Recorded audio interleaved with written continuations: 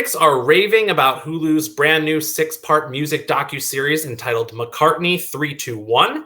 Here to tell us more about this revelatory show is our very own Audrey. Take it away, Audrey.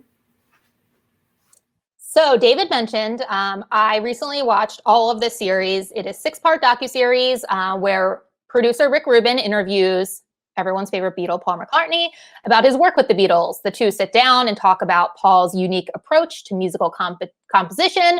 He pays tribute to some of the artists that influenced the Beatles, and he talks about his development as a solo artist and with Wings.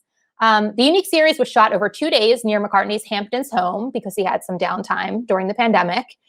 They captured over 15 hours of footage, and the two really just chatted about whatever they wanted to talk about.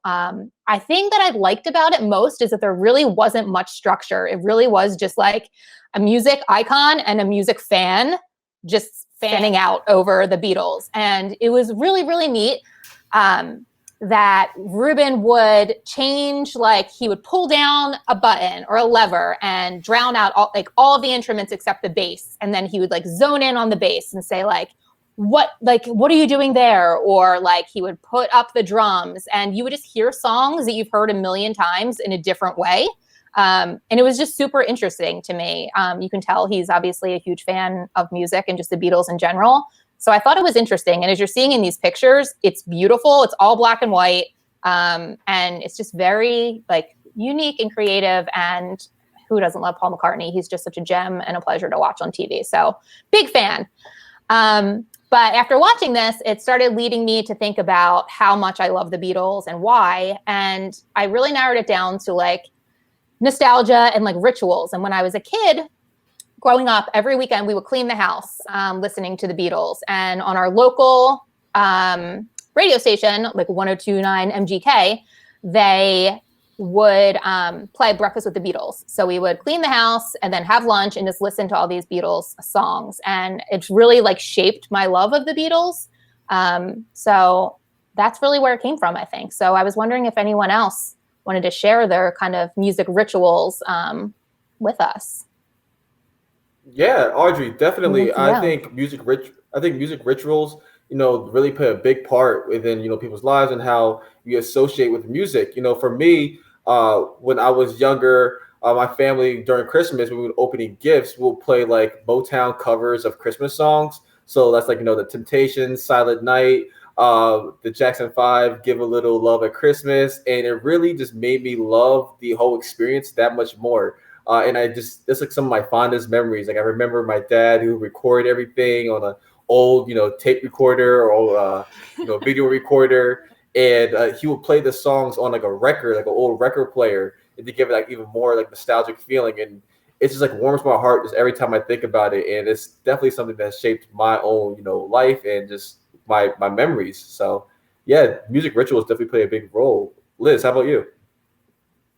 Oh, Kwam, I can't agree more. I think the holidays are so important around here as well for us. But not only is it just like the music, but also the food and everything that brings it together. So I can't think about music without like food for us, because every time we dance, there's food involved. So we're in the kitchen and we're always dancing, my kids and I, while I'm cooking, or they're just in the kitchen and we're hanging out. But similar to Audrey, man, just growing up and thinking about all of the music that I was exposed to, one that really stands out for me is just all of the old salsa music.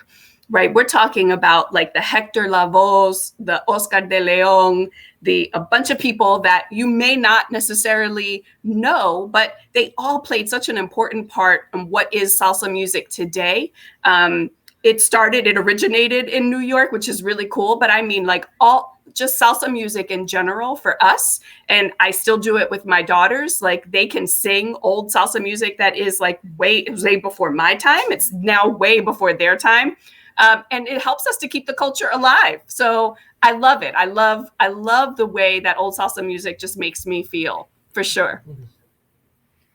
And for me, I have a particular affinity for big band music. If you're not familiar with big band music, it's this type of jazz or swing music that was popular in the early 1900s, like 1910 to 1940. and was typically played by bands consisting of 10 or more musicians, 4 different parts. My grandfather and my grandparents loved big band music and used to play their own big band mixtapes during road trips. My grandfather had hand-labeled cassette tapes that he kept in the center console, bound by rubber bands, and he would pull out the bundle and hand them to me to pick one of the tapes out. And he'd pop them in while we drove down I-95 every summer. And I was just recently talking to him about this, and the Glenn Miller Orchestra was his absolute favorite, famous for a little song called Moonlight Serenade, which you will 100% recognize as having heard a million times and not even realize it.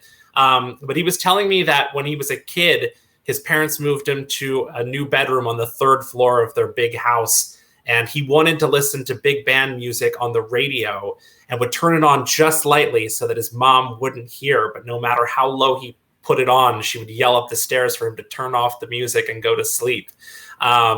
So I just love that. It's just something that's been kind of passed down in my family to the point where now when I go and walk my dog at night, because it's a little too hot for him during the day, I put on big band music playlist on Apple Music, because that's actually a thing, and listen to it as we walk. And it's just like a really calming thing for me to just unwind at the end of the day. That's awesome. I love all of that. Wait, do you remember when like swing music made a comeback for a hot minute with like Zoot Suit Riot and like all of that stuff? Yes. Anything, I swear, just like a band behind a singer is just amazing. I love it. I love it. Yeah, I was going to say the name of the one band, but did not know when I was a kid just like how kind of vulgar the name of the one band was.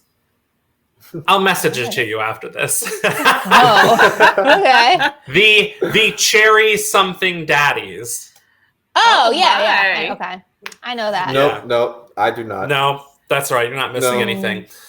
Audrey, you know what what this docuseries reminds me of is the NBC show Songland.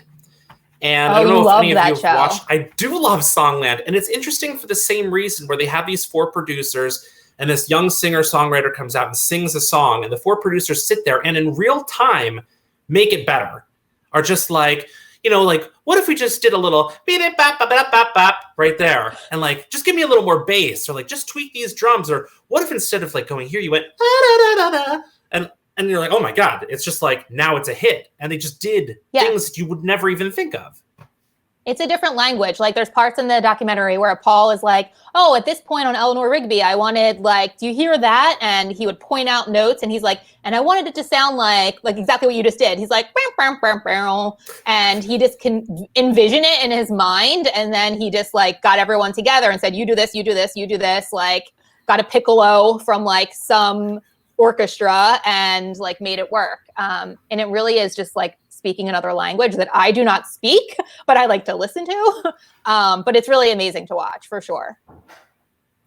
So I think when you watch shows like this, yes, I was going to say, when you watch shows and documentaries like that, it really makes you understand how, musically gifted some of these people are. They're like they're geniuses in their own crafts. And, you guys hit it on the nail on the head. It's like another language, and they're the only ones who can speak it. Mm-hmm. Well, check out that language of music. More music videos, music documentaries, and more by saying, guess what? Music into your voice remote.